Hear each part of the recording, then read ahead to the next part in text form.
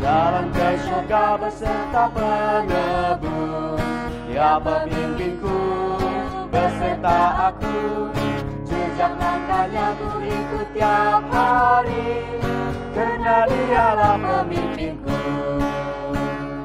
Jalan serta Yesus, jalan serta Yesus, jalan serta Yesus di dunia ini.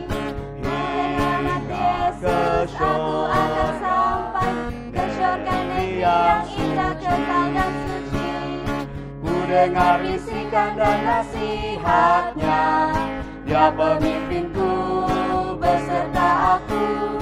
Biar bibirku tetap memuji dia, karena dialah pemimpinku. Jalan serta Yesus, jalan serta Yesus, jalan serta Yesus di dunia ini. Oleh rahmat Yesus aku akan sampai ke surga negeri yang indah, kekal dan suci. Beserta Jalan serta Yesus, jalan serta Yesus di dunia ini. Oleh rahmat Yesus aku akan sampai ke surga negeri yang indah, kekal dan suci.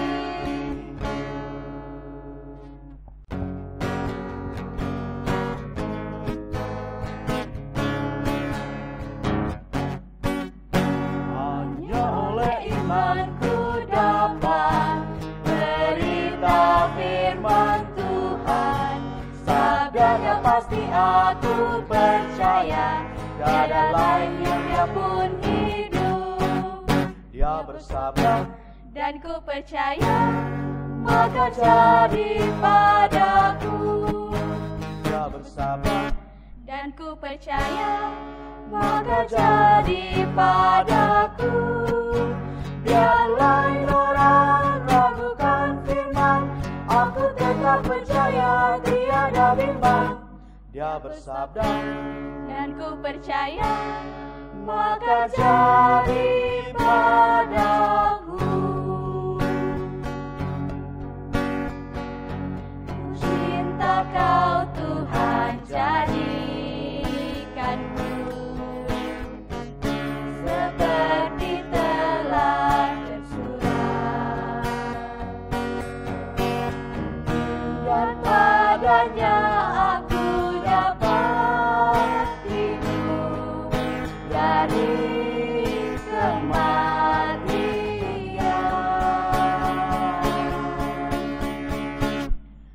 Dia bersabda, Dan ku percaya, maka jadi padaku. Dia bersabda, dan ku percaya, maka jadi padaku. Biar lain orang ragukan firman, aku tetap percaya tiada bimbang. Dia bersabda, dan ku percaya, maka jadi padaku. Dia bersabda, dan ku percaya, maka jadi padaku.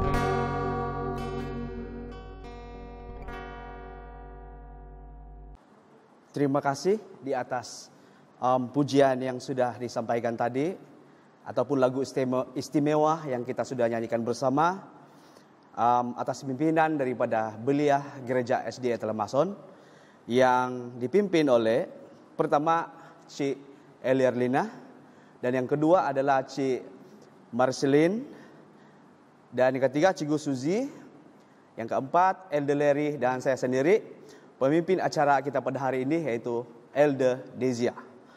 Dan saya ingin mengucapkan selamat mengikuti semula Minggu Doa Belia, dan pada hari ini adalah hari yang ke-6 di mana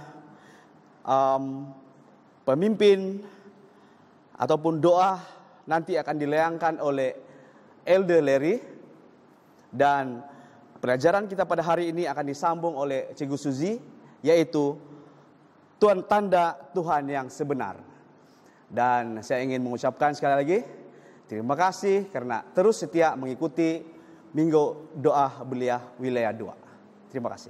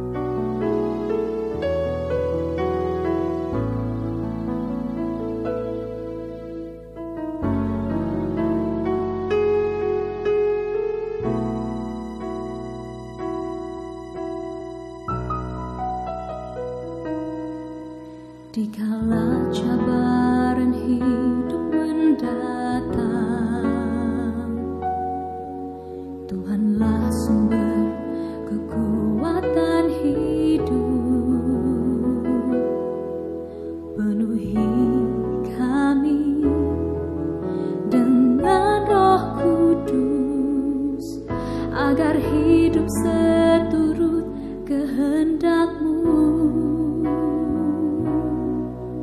Jalan hidup kami Tuhan yang pegang, rencana-Mu selalu yang terbaik. Pakailah kami sebagai alat-Mu, taat setia berkarya bagi Tuhan, membawa harapan pemuda-pemudi.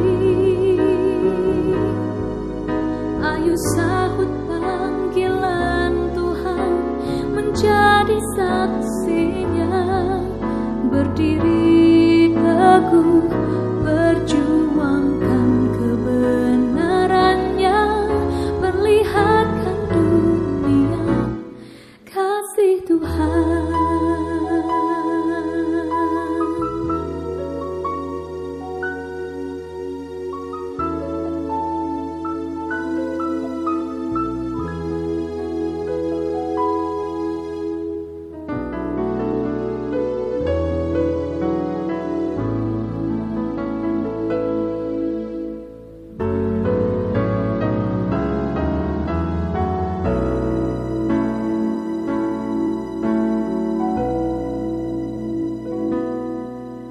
Jalan hidup kami Tuhan yang pegang,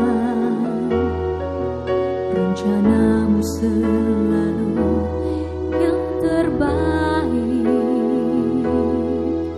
Pakailah kami sebagai alat-Mu, taat setia berkarya bagi Tuhan, membawa harapan pemuda-pemudi. Ayo sahut panggilan Tuhan, menjadi saksinya, berdiri teguh, perjuangkan kebenarannya, perlihatkan dunia kasih Tuhan. Dengan perisai iman, pedang roh firman Tuhan, bersiap sedia senantiasa melawan tipu muslihat iblis, bertahan hingga kesudahannya, pembawa harapan pemuda-pemudi.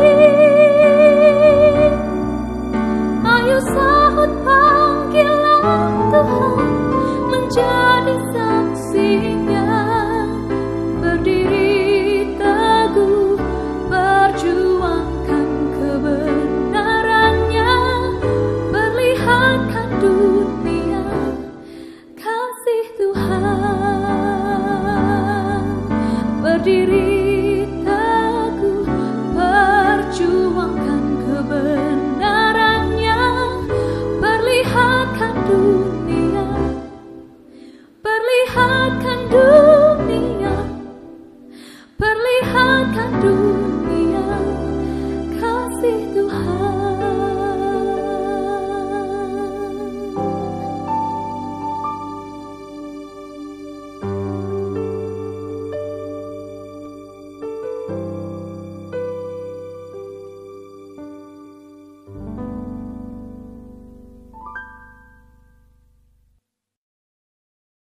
Oke, mari kita semua berdoa.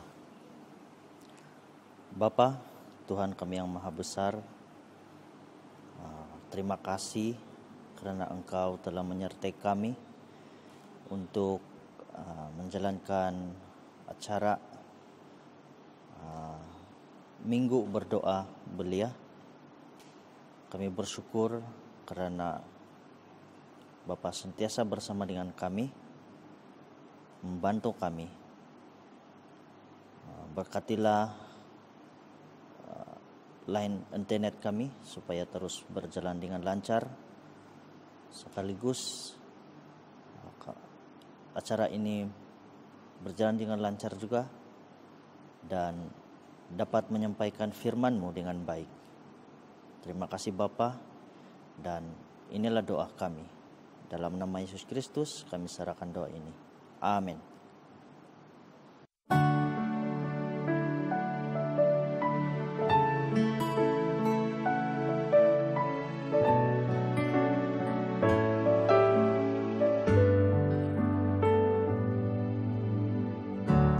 Engkaulah perisaiku saat badai hidup menerpaku. Janji-Mu di dalamku, pulihkan jiwaku. Engkaulah perisaiku saat badai hidup menerpaku. Firman-Mu di dalamku,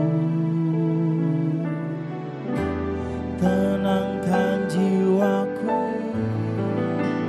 Ku kan berdiri di tengah badai dalam kekuatan yang Kau berikan. Sampai kapanpun ku kan bertahan, karena Yesus selalu menopang hidupku.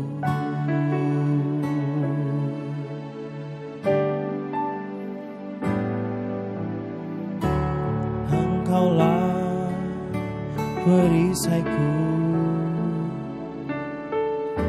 saat badai hidup menerpaku. Firman-Mu di dalamku, tenangkan jiwaku. Ku kan berdiri di tengah badai dalam kekuatan yang Kau berikan. Sampai kapanpun ku kan bertahan, karena Yesus selalu menopang. Ku kan bertahan di dalam tekanan dengan kekuatan yang Kau berikan. Sampai kapanpun tak tergoyahkan, karena Yesus selalu menopang hidupku.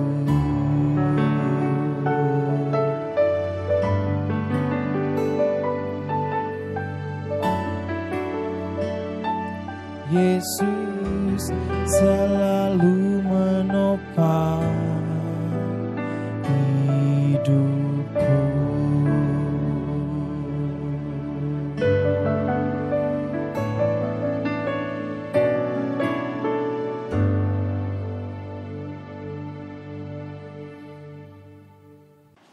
Shalom semua. Terima kasih kerana terus bersama dengan kumpulan Minggu Doa Belia sehingga hari yang ke-6. Dan pada kali ini kita akan mendengar satu lagi pelajaran yang bertajuk Tanda Tuhan yang Sebenar. Jadi kawan-kawan, kalau kita lihat dengan tajuk pada hari ini yaitu mengenai tanda Tuhan yang sebenar, jadi kita dapat lihat bahawa akan ada tanda yang palsu. Sebab di sini dia mengatakan tanda Tuhan yang sebenar, dan kemungkinan kita akan melihat bahawa akan ada tanda yang palsu. Jadi mari kita terus mendengar pelajaran pada kali ini. Saya ingin mulakan pelajaran pada kali ini dengan seorang tokoh yaitu Martin Luther. Saya percaya semua kita kenal siapa itu Martin Luther.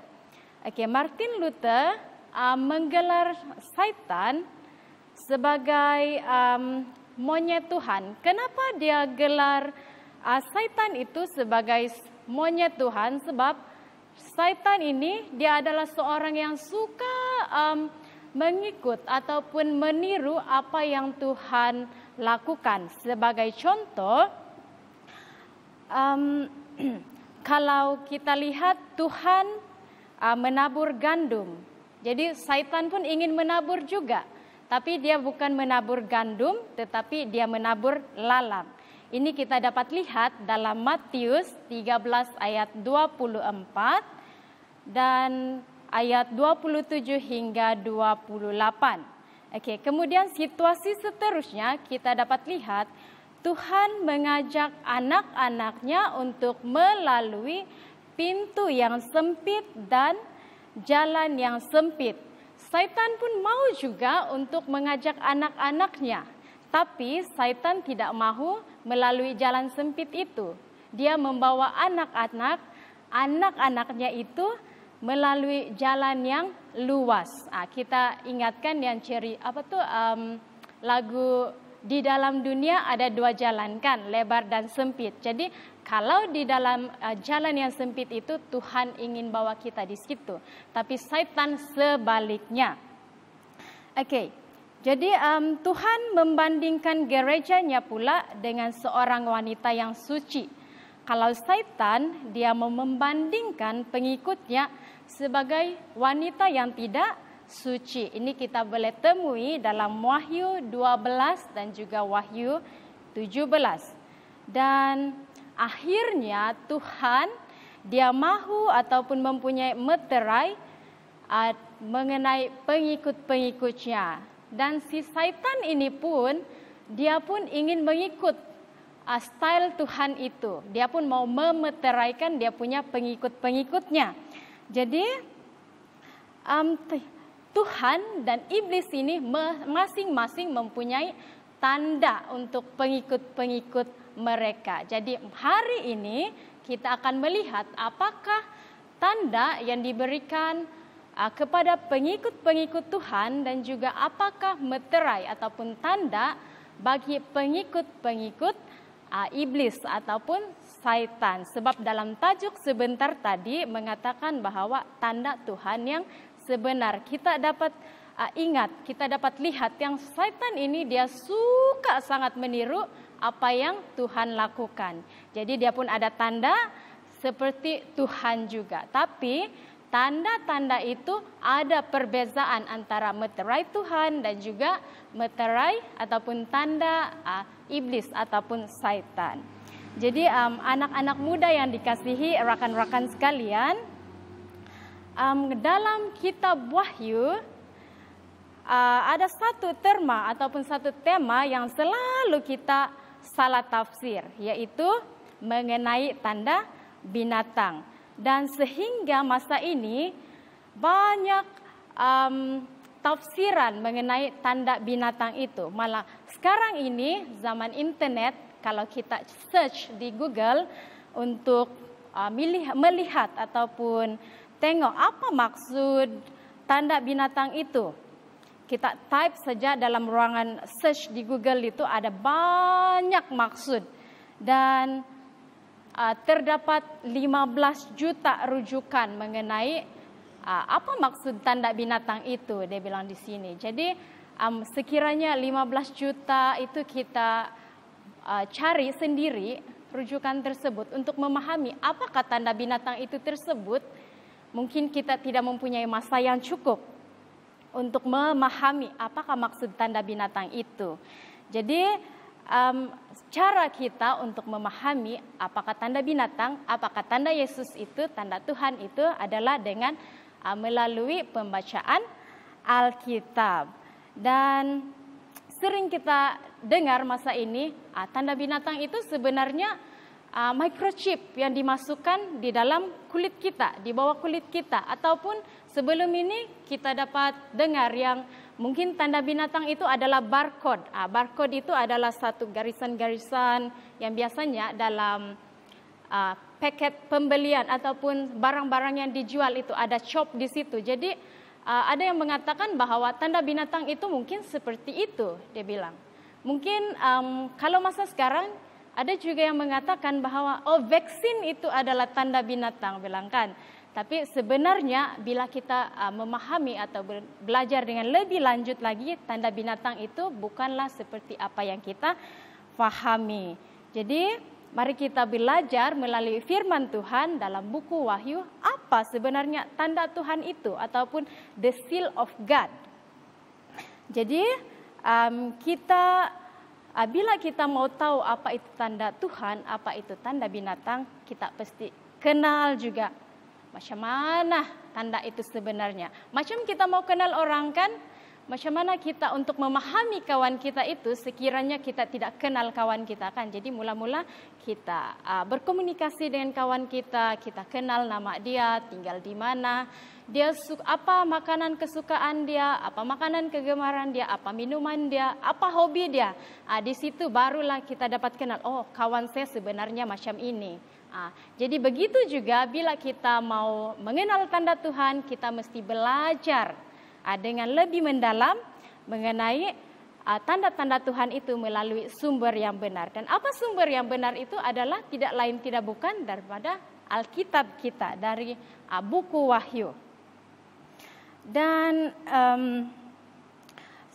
rujukan yang pertama kita boleh lihat adalah dalam Wahyu bab 7 ayat 1 hingga 4. Siapa yang ada Alkitab, kita boleh buka bersama-sama dalam pasal 7, Wahyu pasal 7 ayat 1 hingga 4. Saya bacakan di sini, dia katakan, kemudian daripada itu aku melihat 4 malaikat berdiri pada keempat penjuru bumi, dan mereka menahan keempat angin bumi supaya jangan ada angin bertiup di darat atau di laut atau di pohon-pohon. Dan aku melihat seorang malaikat lain muncul dari tempat matahari terbit.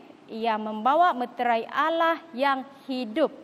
Dan ia berseru dengan suara nyaring kepada keempat malaikat yang ditugaskan untuk merusakkan bumi dan laut. Katanya, janganlah merusakkan bumi atau laut atau pohon-pohon sebelum kami memeteraikan hamba-hamba Allah kami pada dahi mereka. Dan aku mendengar jumlah mereka yang dimeteraikan itu 144.000 yang telah dimeteraikan dari semua suku keturunan Israel. Jadi dalam ayat ini dia mengatakan bahwa meterai, maksud meterai itu adalah tanda, logo. Jadi jangan merusakkan bumi atau laut, dia bilang, sebelum kami memeteraikan hamba-hamba Allah. Jadi mari kita lihat dengan teliti ayat-ayat ini, kita boleh lihat, kita boleh temui berapa kebenaran penting mengenai meterai Tuhan. Oke, dalam ayat tadi kebenaran yang pertama, meterai Allah diletakkan pada dahi hamba-hamba Allah. Yang kedua, yang dimeterai dikenal pasti sebagai 144.000. Jadi kita ingat dalam sepanjang kumpulan minggu doa belia ini, bila kita mentafsirkan Alkitab, kita mesti melihat dari Alkitab itu sendiri. Jadi saya ingin kita baca lagi dalam Wahyu bab 14 ayat 1. Di situ dia katakan, dan aku mendengar jumlah mereka yang dimeteraikan itu 144.000 yang telah dimeteraikan semua suku keturunan Israel. Jadi dalam bab 7 ataupun pasal 7 dan pasal 14 macam ada sedikit percanggahan. Tapi mari kita lihat lagi, apa sebenarnya maksud ayat tersebut. Oke, dalam Wahyu 14 kita lihat sekali lagi kumpulan yang sama telah dimeterai dalam bab 7. Dalam kedua-dua bab itu sama-sama dia mengatakan berapa jumlah yang sudah dimeteraikan kan.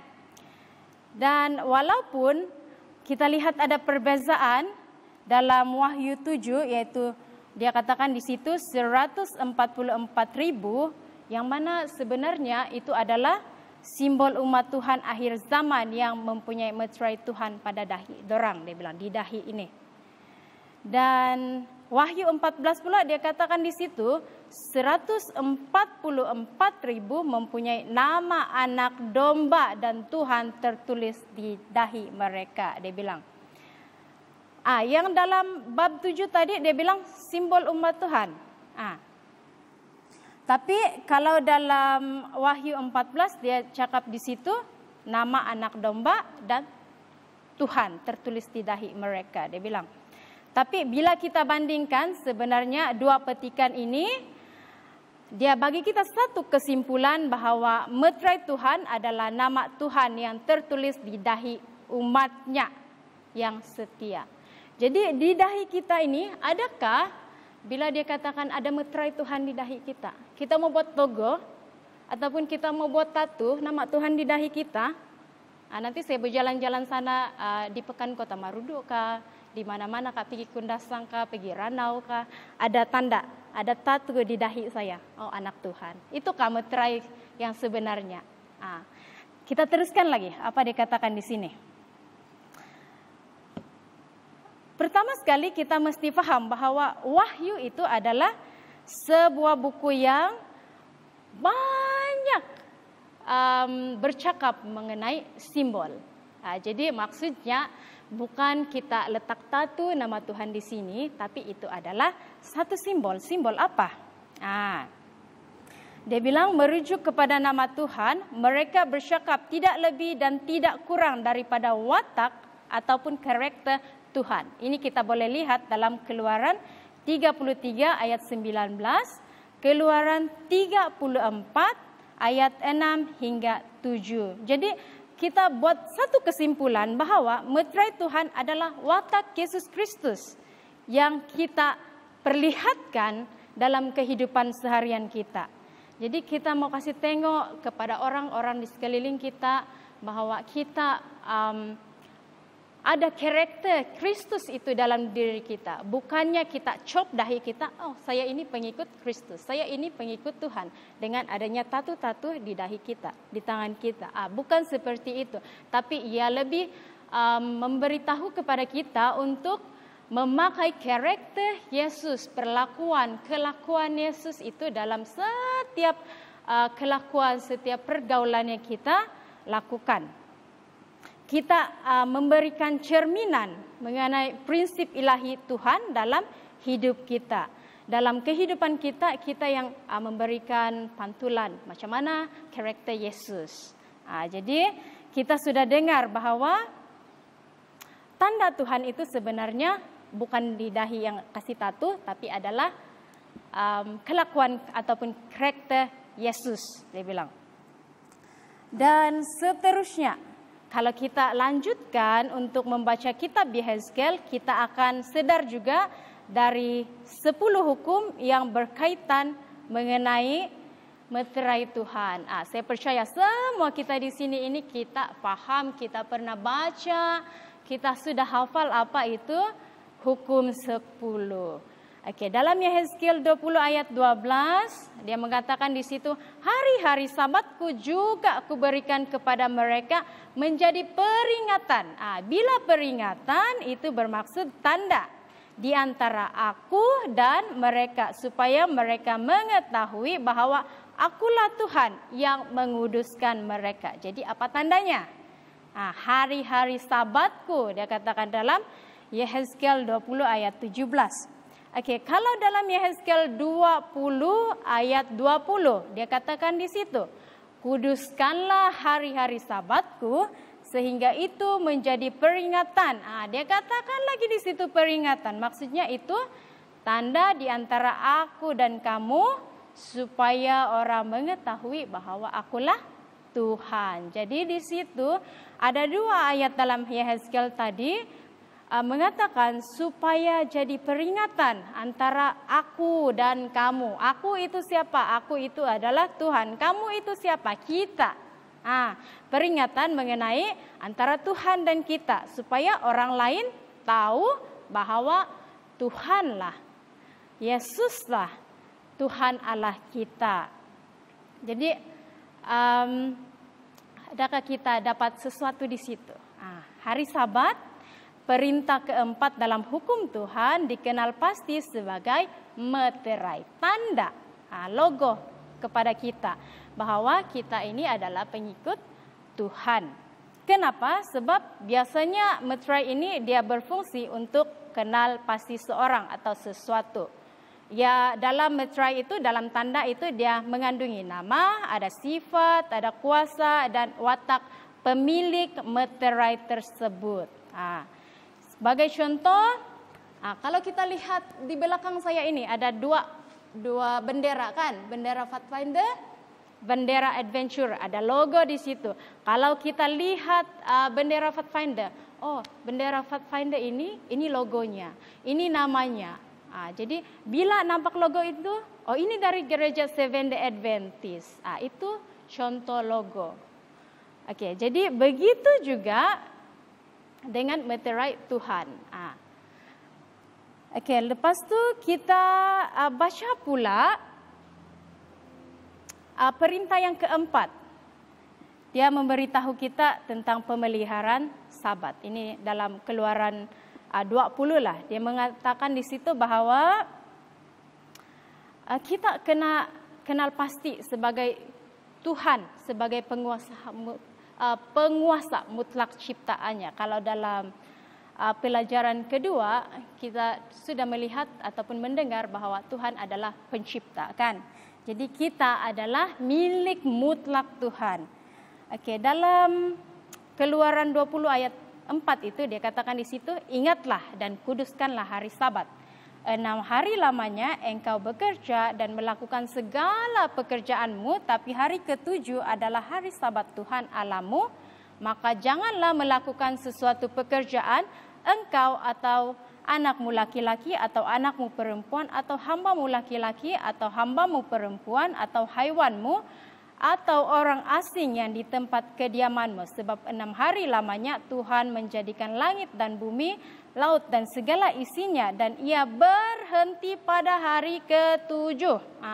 Itulah sebabnya Tuhan memberkati hari Sabat dan menguduskannya. Keluaran 20 ayat 8 hingga 11 dia kata di situ. Jadi hari Sabat dia nyatakan kepada kita bahwa Tuhan pencipta yang perintah langit, bumi, laut dan segala isinya. Jadi Sabat adalah meterai yang membezakan umat Tuhan yang mengiktiraf kedaulatannya. Jadi di situ kita dapat satu meterai ataupun tanda yang jelas mengenai siapa pengikut Tuhan itu. Mereka mempunyai hari penyembahan, yaitu apa? Yaitu berhenti dan berbakti pada hari yang ke-7. Hari ke-7 itu sebenarnya hari Bila. Itu persoalannya sekarang. Nanti kita lihat hari ke-7 itu sebenarnya hari Bila. Oke, tadi kita sudah membincangkan dengan panjang lebar mengenai tanda Tuhan ataupun the seal of God. Sekarang kita masuk pula kepada tanda binatang. Sebab untuk mengetahui mana yang palsu, mana yang benar, kita mesti kena tahu dulu apa bezanya tanda, kedua-dua tanda tersebut. Oke, so tanda binatang ini pun dia sebenarnya dia ikut-ikut juga macam mana tanda Tuhan itu. Oke, tapi untuk mau tahu mari kita baca dalam Wahyu pasal 13 ayat 16 hingga 18. Dia katakan di situ, dan ia menyebabkan sehingga kepada semua orang, kecil atau besar, kaya atau miskin, merdeka atau hamba, diberi tanda pada tangan kanannya atau pada dahinya, dan tidak seorang pun yang dapat membeli atau menjual selain daripada mereka yang memakai tanda itu, yaitu nama binatang itu atau bilangan namanya Yang penting di sini ialah hikmat. Barang siapa yang bijaksana, baiklah ia menghitung bilangan binatang itu, karena bilangan itu adalah bilangan seorang manusia. Bilangan seorang manusia dan bilangannya ialah 666 ataupun yang selalu kita dengar 666. Untuk memahami apa yang termasuk dalam tanda binatang itu, kita perlu tengok, kita analisis. Dia bagi tahu kita ada 3 perkara yang berbeza, yaitu kita kenal tanda, apa nama binatang itu, apa nomor binatang itu. Siapa nama dia? Apa nama itu binatang? Berapa nomor dia?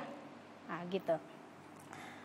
Tapi bila kita baca ayat ini kan dalam versi lain dalam Alkitab kita dapat bahwa 3 perkara berbeza tidak kita akan bicarakan di sinilah. Tapi kita lihat dalam New American Standard Bible ataupun NASB, dia terjemahkan ayat ini bahwa tidak seorang pun dapat membeli atau menjual kecuali orang yang mempunyai tanda baik nama binatang itu atau angka binatang itu. Jadi kita perasankah tanda, nama dan nomor binatang itu adalah sebenarnya perkara yang sama. Tanda, nama dan nomor itu adalah perkara yang sama. 3 unsur ini dia bagi tahu kita tentang watak binatang itu, dia bilang sini. Oleh itu dia katakan binatang itu sebenarnya tidak lebih daripada watak binatang itu ataupun antikristus yang dihasilkan semula dalam pengikutnya. Kalau Yesus tadi dia bagi kita menterai, ada hari untuk berbakti, ada logo-logo dia, ada tanda-tandanya. Setan pun tidak ketinggalan, dia pun mau ada juga. Dia punya karakter itu sebenarnya. Jadi dalam pelajaran yang awal-awal tadi saya sudah beritahu yang setan ini sebenarnya rajin untuk meniru Kristus. Kenapa dia mau meniru? Supaya kita dapat disesatkan. Yang kita pikir saya ini melakukan penyembahan yang betul sudah. Tapi sebenarnya kadang-kala penyembahan yang kita lakukan itu adalah penyembahan yang palsu dan bukan yang sebenar. Mari kita lihat bahwa Tuhan menetapkan hari Sabat sebagai ciri khas hukumnya, dia bilang di sini. Dan hari Sabat ini dia dipelihara oleh Yesus dan para rasul. Ini kita sudah tahulah daripada perjanjian dalam cerita dalam perjanjian lama, dalam cerita Alkitab. Tapi tidak ada ayat Alkitab yang ajar bahwa Sabat itu telah dipindahkan ke hari lain dalam seminggu. Adakah kita tahu yang kita perasankah yang kebanyakan gereja Kristen sebenarnya macam sudah memindahkan hari perbaktian itu kepada hari yang lain. Dorang sudah membelakangkan 10 hukum dan menetapkan hari lain untuk menyembah Tuhan, kata pelajaran ini. Kalau kita lihat dalam majalah The Convert's Catechism of Catholic Doctrine, Catholic Doctrine, page 50, dia katakan di situ, dia ada bagi soalan dan jawaban ini. Soalan dia bilang, apakah Sabat itu? Jadi jawaban dia, Sabtu adalah hari Sabat. Ini dalam majalah The Convert itu, Convert's Catechism of Catholic Doctrine. Di situ ada dia letakkan soalan, apa Sabat itu? Ada orang tanyalah. Lepas itu jawaban dia, Sabtu adalah hari Sabat. Jadi terjawab satu persoalan kita tadi, apa itu hari ke-7? Apakah hari Sabat itu? Sabtu adalah hari Sabat. Dan ada lagi soalan yang kedua, dia katakan di sini, kenapa kita pelihara hari Sabat? Hari Ahad. Kenapa kita pelihara hari Ahad dan bukannya hari Sabat? Jadi jawaban dalam majalah ini dia katakan, kami memelihara hari Ahad dan bukannya hari Sabat karena gereja Katolik menukar kekudusan hari Sabat kepada hari Ahad, dia bilang di situ. Jadi itu sudah melanggar meterai Tuhan yang keempat. Dalam pelajaran kita sebentar tadi dia bilang, ingatlah dan kuduskanlah hari Sabat, bukan ingatlah dan kuduskanlah hari Ahad, dia katakan di situ kan. Jadi mereka telah tukar hari Sabat kepada hari yang ditetapkan oleh manusia. Seperti yang kita lihat, kawan-kawan yang dikasihi, dunia kita ini sudah dibahagikan kepada dua kumpulan. Di satu pihak ada yang mempunyai watak Tuhan dan hidup dalam ketaatan kepada perintah-perintahnya.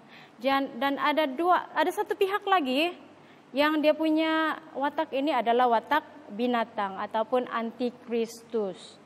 Jadi satu soalan untuk kita semua dalam pelajaran ini adalah, di antara dua kumpulan ini yang manakah kita akan masuk?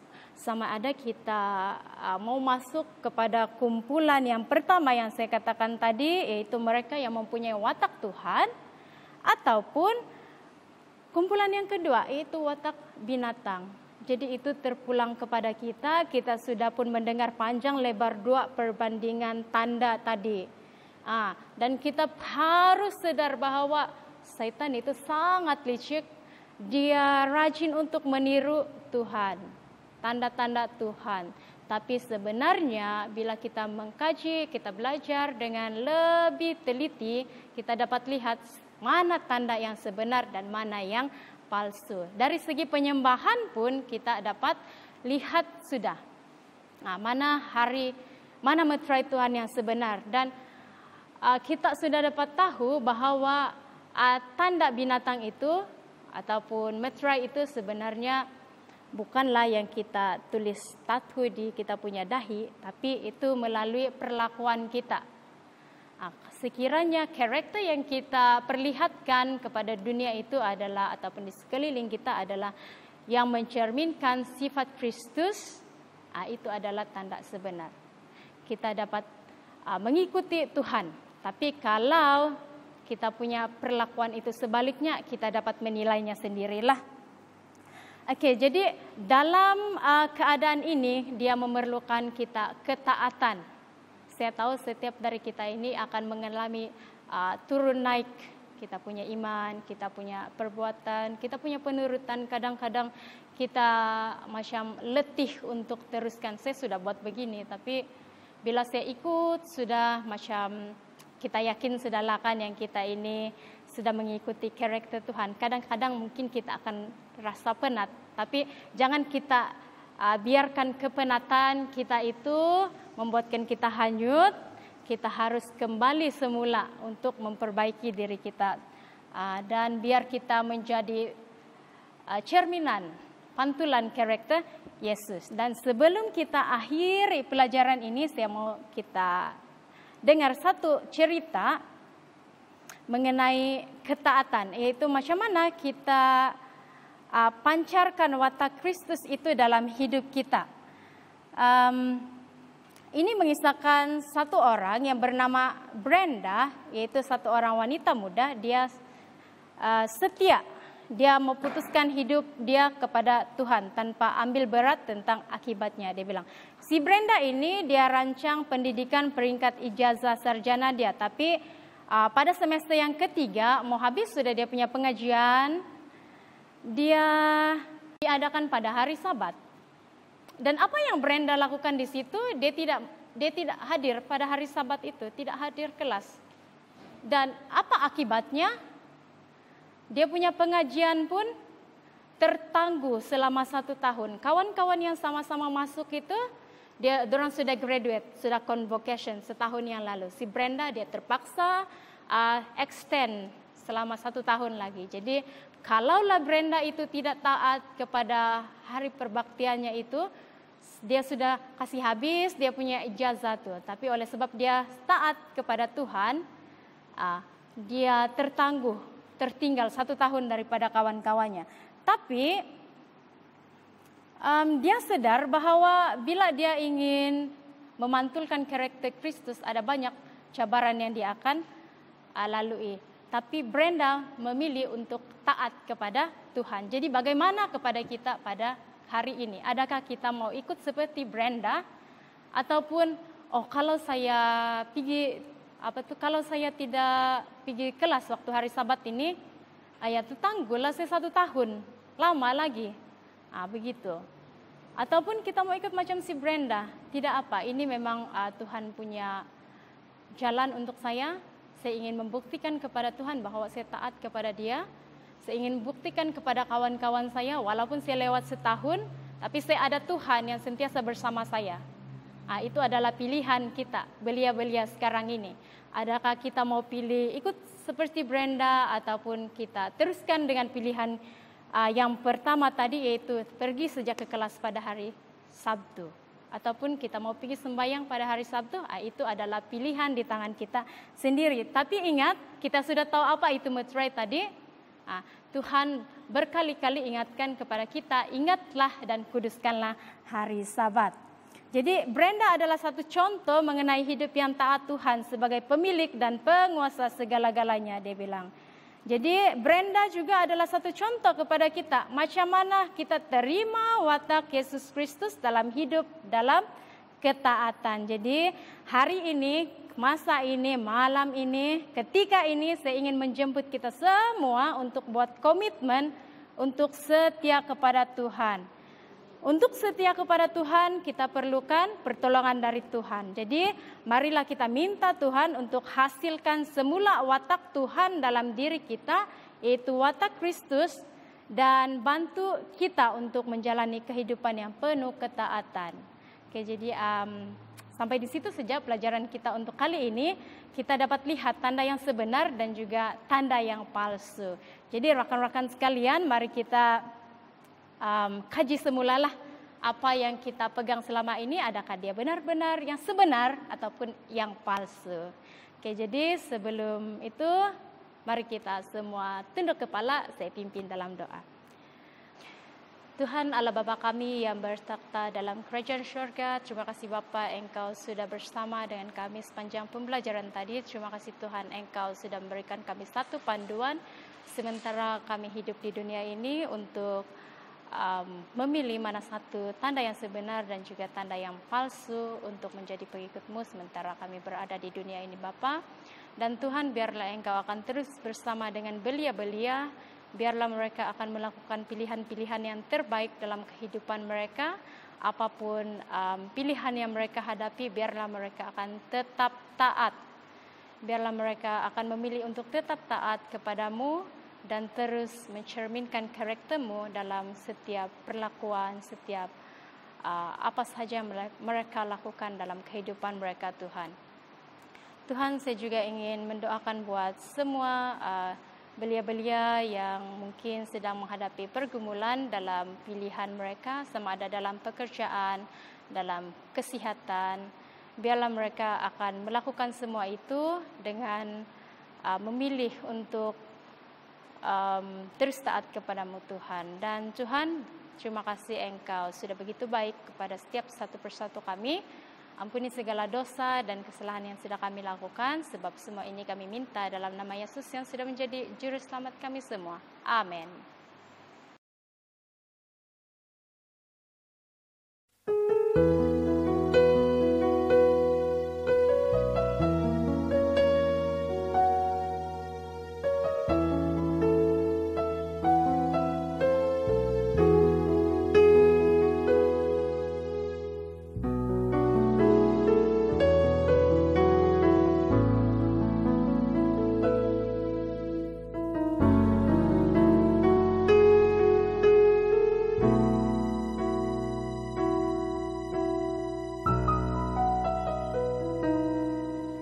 Dikala cabaran hidup mendatang,